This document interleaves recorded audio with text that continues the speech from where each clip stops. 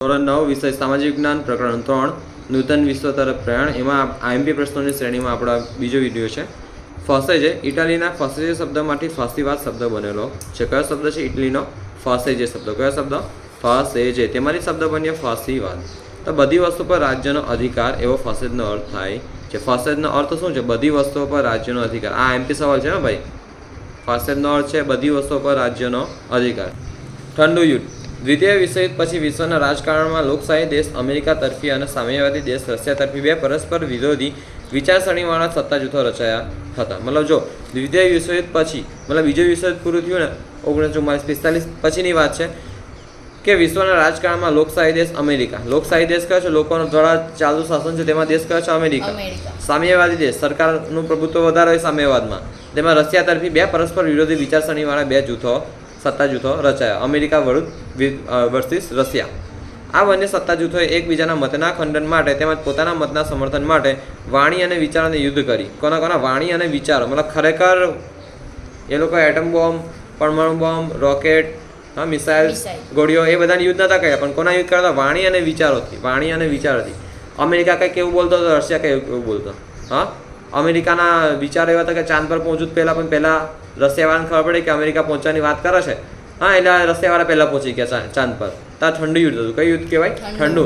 જેમાં ખરેખર ત્યાં જમીન મેદાની જંગ નથી લડી. એ લોકોએ ખરેખર એ લોકોએ ગોળીઓ, બંદૂક મતલબ ગોળીઓ છે, મિસાઇલ છે, રોકેટ છે, બધું લોન્ચ નતા કર્યા. એ લોકોએ કર્યું હતું શું? બોલીચાલી દ્વારા કે નહીં અમે આ કામ પહેલાં કરીશું, બરાબર ને? રોકેટ લોન્ચ કરે, પણ રોકેટ મારા માટે લોન્ચ નતા કર્યા. ક્યાં જવા માટે લોન્ચ કરેલા? ચાંદ પર જવા માટે લોન્ચ. એમાં સફળ કોણ હતું? રશિયા પહેલાં સફળ, બરાબર. રશિયા છે, આ છે, તે છે, મતલબ અમેરિકા પણ ભાઈ સફળ થયું હતું બહેલી રીતે. ચાલો. મતના સમર્થન માટે વાણી અને વિચારના યુદ્ધ કરી શસ્ત્ર વગરની છે ને આવ્યું ને હથિયાર વગરની તંગ રાજકીય પરિસ્થિતિનું નિર્માણ કરી જે ઠંડા યુદ્ધ તરીકે ઓળખાય. આ સવાલ મોસ્ટ આઈએમપી છે, આવતીકાલે પૂછીશ. આ ત્રીજો સંયુક્ત રાષ્ટ્ર. સંયુક્ત રાષ્ટ્ર એટલે યુનાઇટેડ નેશન. તેનું શોર્ટ ફોર્મ છે યુએન. શું છે? યુએન. સંયુક્ત રાષ્ટ્ર એટલે યુનાઇટેડ નેશન. દ્વિતીય વિશ્વયુદ્ધ પછી વિશ્વમાં શાંતિ. આ જો પહેલું વિશ્વયુદ્ધ થયું હતું, ત્યાર પછી કંઈક રાષ્ટ્રસંઘ તરીકે કંઈ ઊભું કરાયું હતું, બરાબર. તો તે ફેલ ગયું. હવે દ્વિતીય વિશ્વયુદ્ધ ગયું તો મતલબ કે આ જો લડાઈ ચાલતી રહે છે, તો લડાઈને રોકવા માટે કંઈ તો કરવું પડે ને. તમે સ્કૂલમાં લડાઈ ચાલતી હોય, રોજને રોજ લડાઈ ચાલતી, લડાઈ રોકવા માટે કોઈને કોઈ અલગ વ્યક્તિને રોકે તમે, હે ને? કેમ કે દેખો તમારા ક્લાસમાં રોજ લડાઈ ચાલે છે, તો તમારા મેડમ શું કરશે, સાહેબ શું કરશે કે આ બે વ્યક્તિને એવા નિયમમાં કે હવે લડાઈ રોકે, કાં તો એવા નિયમો બનાવે કે લડાઈ રોકે. જો હવે લડશો તો ક્લાસની બહાર, સ્કૂલની બહાર. હવે લડશો તો તમે આ આઉટ બેસ કરાવશે, નિયમ છે એક પ્રકારનો. હવે લડશો તો તમને સિમ્પલ વાત છે, તમે વાલીને બોલાવીને આવજો, નિયમ છે. મધ્યસ્થી દ્વારા ઉકેલ થાય, બરાબર. કે હવે શું કરું તમારા છોકરાઓનું? સંયુક્ત રાષ્ટ્ર એટલે યુનાઇટેડ નેશન્સ. દ્વિતીય વિશ્વયુદ્ધ પછી વિશ્વમાં શાંતિ, સલામતી અને સહઅસ્તિત્વ. એટલે સાથે મળીને અસ્તિત્વના હેતુથી 24 ઓક્ટોબર 1945ના રોજ. શું ટાઈમ છે? 24 ઓક્ટોબર 1945ના રોજ સંયુક્ત રાષ્ટ્ર નામની વિશ્વ સંસ્થાની સ્થાપના કરવામાં આવી. વિશ્વમાં આખી વર્લ્ડ લેવલ પર કામ કરતી હોય તેવી સંસ્થા. વિશ્વમાં આખા વર્લ્ડ લેવલ પર કામ કરતી હોય તેવી સંસ્થા. તેનું મુખ્ય કાર્યાલય મતલબ તેનું વડું મથક કહે તોય ચાલે. તેનું મુખ્ય કાર્યાલય યુએસના ન્યુયોર્ક. ક્યાં? યુએસના ન્યુયોર્ક, અમેરિકાના ન્યુયોર્ક શહેરમાં આવેલું રાખવામાં આવ્યું છે. સંયુક્ત રાષ્ટ્ર એટલે શું? તો કે યુનાઇટેડ નેશન. સંયુક્ત રાષ્ટ્ર એટલે શું? United Nations. દ્વિતીય વિશ્વયુદ્ધ પછી વિશ્વમાં શાંતિ, સલામતી અને સહઅસ્તિત્વના હેતુથી. કયું? શાંતિ, સલામતી અને સહઅસ્તિત્વ, કે સાથે મળીને રહ્યો તેના હેતુથી 24 ઓક્ટોબર 1945ના રોજ. શું તારીખ છે? 24 ઓક્ટોબર 1945ના રોજ સંયુક્ત રાષ્ટ્ર નામની વિશ્વ સંસ્થાની સ્થાપના કરવામાં આવી. શું નામ છે? સંયુક્ત રાષ્ટ્રની વિશ્વ સંસ્થાની સ્થાપના કરવામાં આવી. તેનું મુખ્ય કાર્યાલય યુએસએના ન્યુયોર્ક શહેરમાં રાખવામાં આવ્યું છે. આ તો ઓછું તમે વાંચો તોય સમજ પડશે. બકા સિમ્પલ મેં એની બેકગ્રાઉન્ડ સ્ટોરી કહી દીધી કે લડ કરતા હતા તો વચ્ચે કોઈક હોવું જોઈએ ને મેન. તમારા ઘરમાં લડતા હોય તો દાદા હોય, પપ્પા હોય, બરાબર ને? તેવી રીતના અહીં દાદા કોણ છે? સંયુક્ત રાષ્ટ્ર. કોણ છે? સંયુક્ત રાષ્ટ્ર, કે જે લડાઈ ના થાય તેવા પ્રયત્નો કરશે અને તેવા નિયમો ઘડશે. ઓકે, તો આ 3 છે, 1, 2, 3. આનો પણ ટેસ્ટ રહેશે. ઓકે તમારું. અને ગઈકાલે તમે વાંચ્યું છે નથી તેનું આજે વાંચો અને વાંચીને મોડે કરો કમ્પ્લીટ.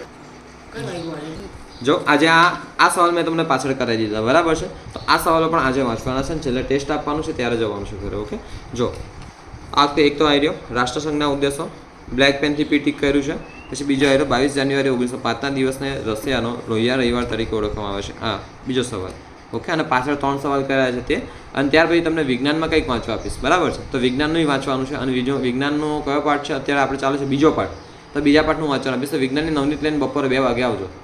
આ 5 સવાલ તો આજે મોડે કરવાના જ છે. ઓકે, દ્વિતીય વિશ્વયુદ્ધ શરૂ થવા માટે કયું તાત્કાલિક કારણ જવાબદાર હતું? કે જર્મનીના સન્મુખ ત્યાર હિટલરની સામ્રાજ્ય લાલસાને કારણે. હવે હિટલરના સામ્રાજ્યની લાલચ હતી કે નહીં, હજુ વધારે સામ્રાજ્ય.